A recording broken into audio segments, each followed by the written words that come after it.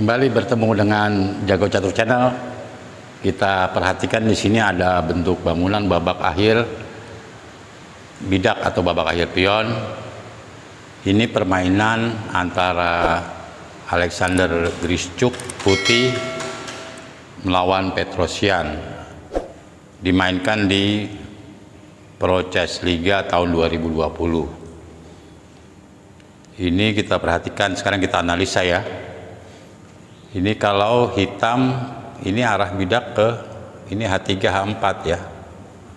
Ini juga H6 ya, mau ke H6 ya dari H7. Sekarang kalau kita analisa, ini main babak akhir harus hati-hati ya. Harus hati-hati, dipikir dengan matang. Jadi jangan terburu-buru. Jadi harus dihitung tempo maupun langkah lanjutannya, bentuk-bentuk langkah tempo maupun oposisi. Dan yang harus selalu diingat, langkah bidak atau pion tidak bisa mundur. Jadi maksudnya sebelum langkah harus dihitung secara mendalam. Hitam jalan, analisa hitam jalan H5 ini bisa dijawab dengan G3. Sekarang kalau Raja E5 dijawab dengan Raja E3. Raja F5 ini raja masuk melalui D4, Raja G5, Raja E5, Raja G6, Raja F4, Raja F6, dan ini hitam bisa kalah. Karena nanti kalau ini langsung kena ya. Sekarang bagaimana kalau ke G6, ini bisa diambil melalui E5 dan nanti selanjutnya ke F6. Kita lihat dari bentuk bangun sebelumnya ya, bangunan sebelumnya. Kalau H5 tadi dijawab dengan G3. Ini tadi udah ya, ini langsung ambil melalui E4. Sekarang perhatikan bagaimana kalau hitam Raja G5. Ini bisa diambil melalui E4. Jadi babak akhir harus dihitung dengan hati-hati dan akurat sekali. Seandainya Raja H4 bisa ke F4, ini bisa diambil dari bawah. Raja G3 dan Raja G7 pukul H4, H5,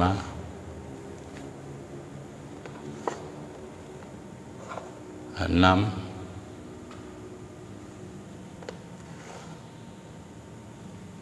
ini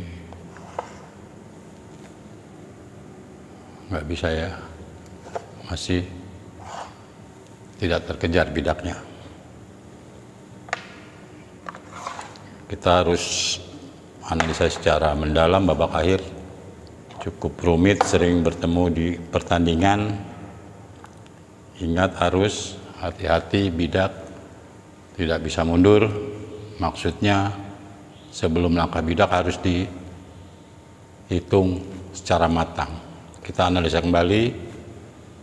Raja G5, Raja E4. Bagaimana kalau Raja G6? Tadi Raja H4 sudah kalah ya. Raja G6, Raja F4, F6, G4, G6, Raja, dan ini langkah tempo yang sangat baik sekali, H4. Sekarang kalau dari H4 ya kita ingetin ya, F6, Raja dah pion H6, ini cukup dengan Raja F4, Raja F6. Kita lihat di sini,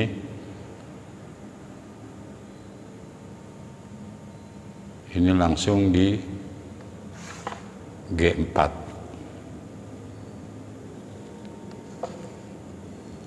Raja E6, Raja E4, dan Raja Putih bisa masuk melalui D5.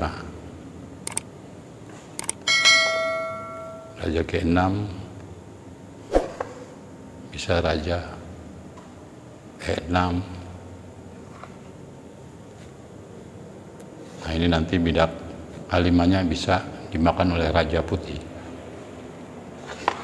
Kembali kita analisa yang langkah lain ya, setelah Raja G5 tadi ke E4,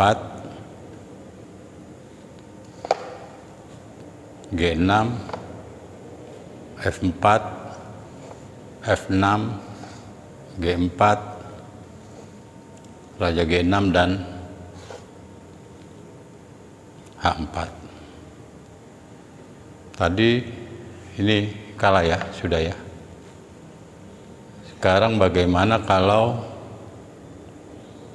Raja F6? Ini bisa kita ambil melalui H5.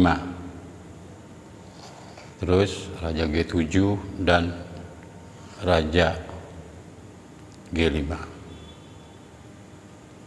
Pilihan hitam bisa ke H8 atau G8 ya. Sekarang kalau H8, ini Raja H6,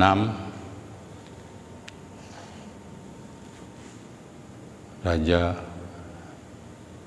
G8, H5, Raja H8. Nah, sampai saat ini kita harus hitung temponya ya. Ini di H8 ya.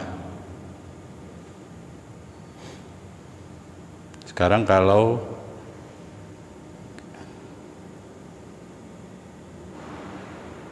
ini antara G3 dengan G4, kita hitung saja.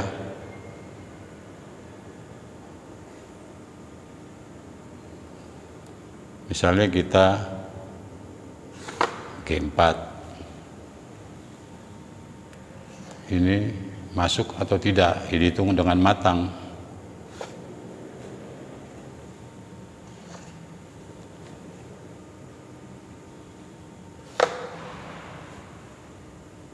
Ini masuk berarti G4 ya. Kalau tidak dimakan, ini langsung didorong. Kalau dimakan, makan kembali. Nah, ini selanjutnya jadi menteri. Sekarang kita lihat dari bentuk bangunan sebelumnya tadi. Sekarang pada saat posisi demikian tadi ya, tadi ada kemungkinan Raja larinya ke pada saat demikian ya. Nah, pada saat demikian ini. Sekarang bagaimana kalau pada posisi demikian? Nah, H4, H5, G8. Ini tadi di H8. Sekarang bagaimana seandainya raja hitam di G8? Tinggal kita hitung saja langkah-langkah bidaknya secara akurat. Misalnya kita G3, raja H8, G4, raja G8, G5,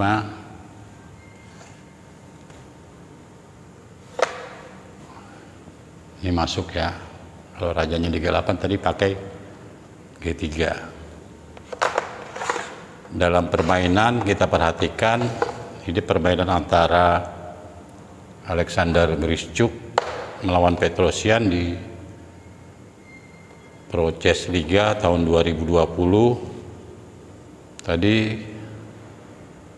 ini sudah kita analisa ya.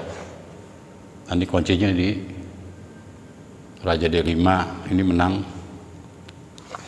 putih. Ini juga sudah tadi kita analisa melalui raja M4 dan sampai promosi di G8. Yang harus selalu diingat tadi antara G3 maupun G4. Bentuk demikian, hitam dalam permainan melanjutkan dengan hitungan yang sangat matang sekali, H6. Sekarang kita lihat, ini analisa ya, G4. Nah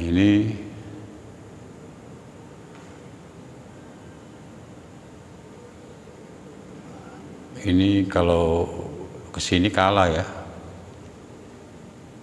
G4. Seandainya ke G6.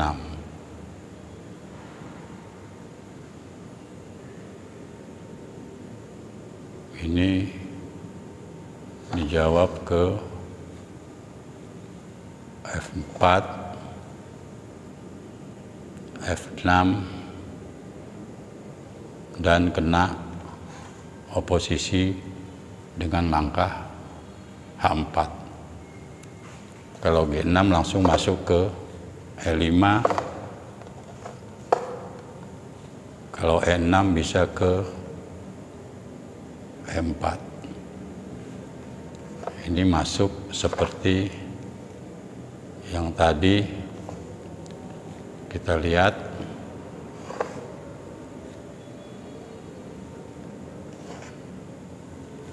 Dan diambil ke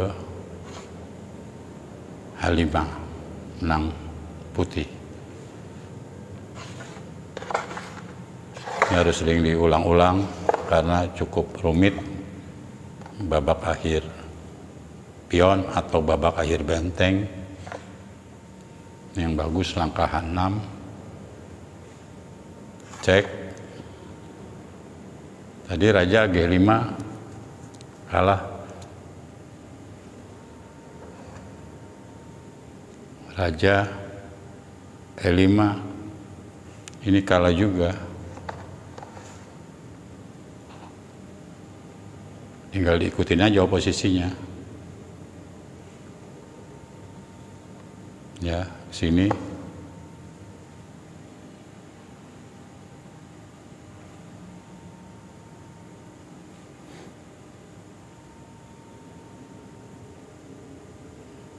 Ini sekarang dari cek demikian ya.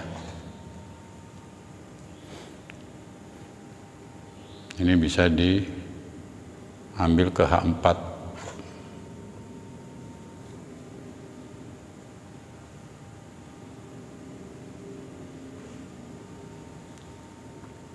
Kalau E6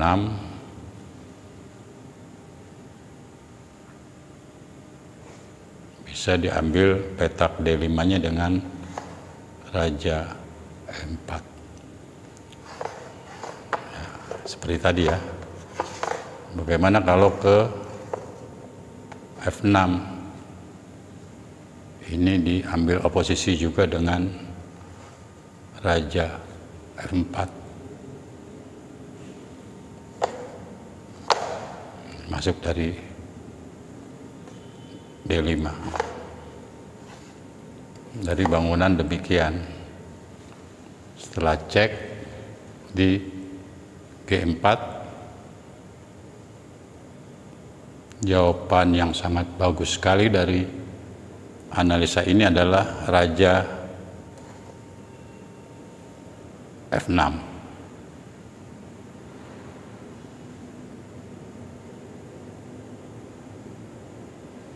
Bagaimana kalau didorong?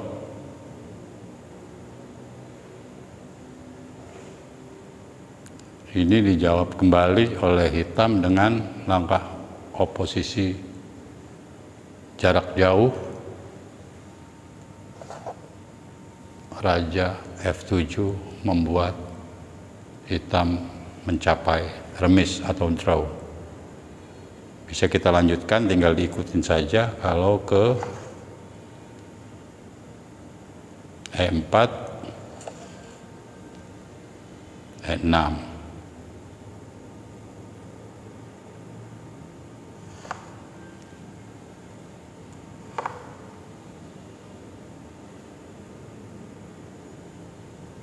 Kalau ini ya A5, nah ini bisa G4 nya sudah tidak ada yang jaga. Raja F6 ini nggak bisa ke D5 karena Raja bisa ke G5. Terpaksa putih hanya bisa meraih seri. Sekarang ada juga bentuk bangunan. Nah, sekarang saya kasih yang demikian ya. Nah, ini sama, ini mau ke atas ya, mau ke H3, mau ke H4. Dalam bentuk bangunan demikian, kita lihat ini permainan putih, Vidit Santos melawan Kavalanan dalam turnamen tahun 2020. Kita perhatikan bidak Raja G7, Raja G5. Ini hitam jalan dalam permainan. Mungkin karena krisis waktu, hitam menjalankan H6. Ini langsung bisa kalah dengan Raja F5,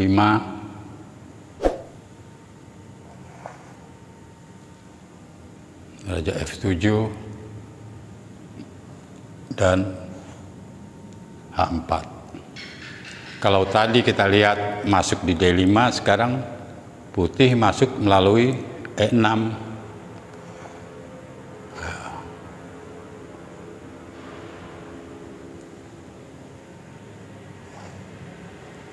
Ini bisa ditarik dulu sekali, ya, baru didorong, udah jelas menang putih.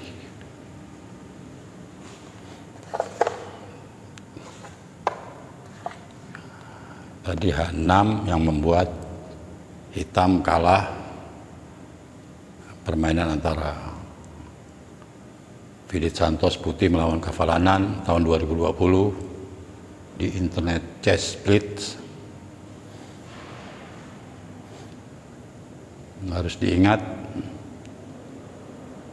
langkah pion tidak bisa mundur, maksudnya sebelum dilangkahkan harus dipikir secara matang, mendalam, dan babak akhir salah satu kuncinya harus mau menghitung. Ini hitam sebenarnya bisa mencapai remis atau seri dengan Raja G8. Sekarang kita perhatikan Raja H6, Raja ini bidak dari G4, H4, G5, Raja H8, H5,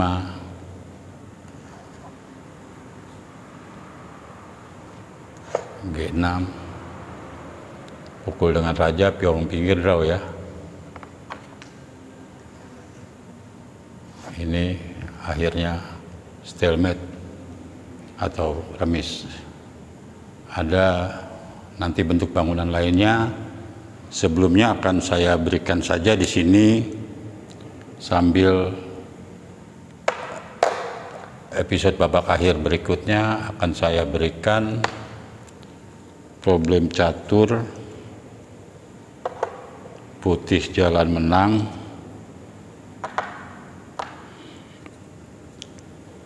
Nah, ini bentuk bangunan demikian.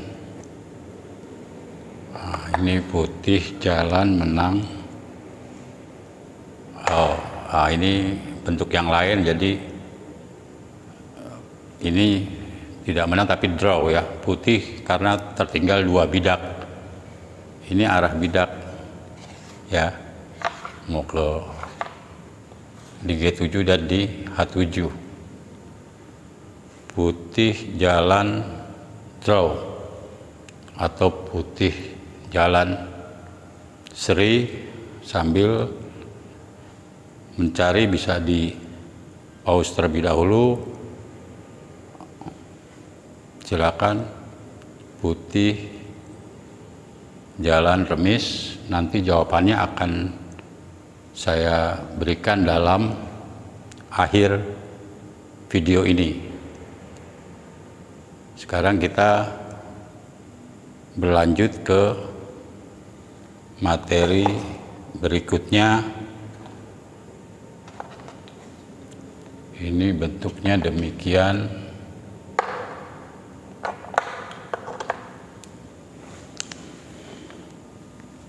Nah, ini bentuknya demikian ya. Ini G2 mau ke G4 ya. Bisa dilihat. G2, H3, raja, H2. Ini permainan Bolyakov melawan Erdos tahun 2018 ya. Putih jalan bisa menang, hampir sama menggunakan tema tadi ya. Dihitung secara hati-hati, dilihat kemungkinan oposisi rajanya,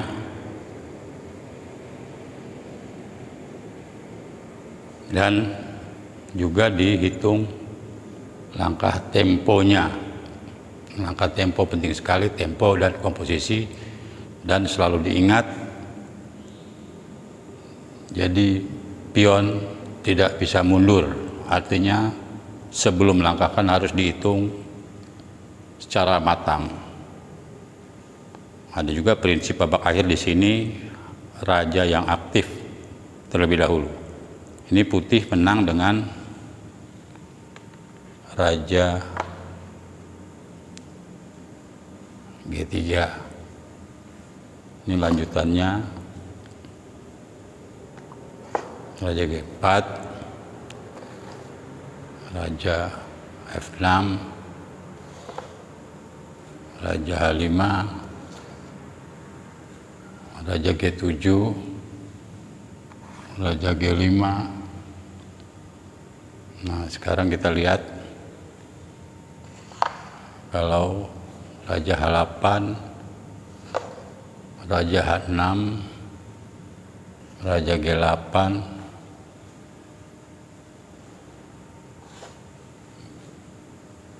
H4, raja H8, H5, raja G8. Nah, seperti yang tadi kita perhatikan, ini raja ada di G8. Tinggal dihitung aja berapa langkah sampai pion di pertukaran di G6. Pada saat itu harusnya putih yang jalan. Sekarang kita hitung kalau ini yang pas G3, raja 8, G4, raja G8, G5, raja H8, G6, pukul-pukul, Raja G8 dan putih menang. Baik, akan saya berikan saja jawaban dari putih Jalan Seri.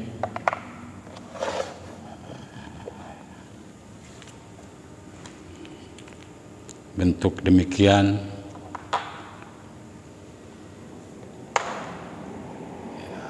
Yang terbentuk yang tadi ya, sudah ada yang bisa, bagus teman-teman, sudah bisa jawab. Bagi yang belum bisa menjawab, silakan kopinya diminum dulu.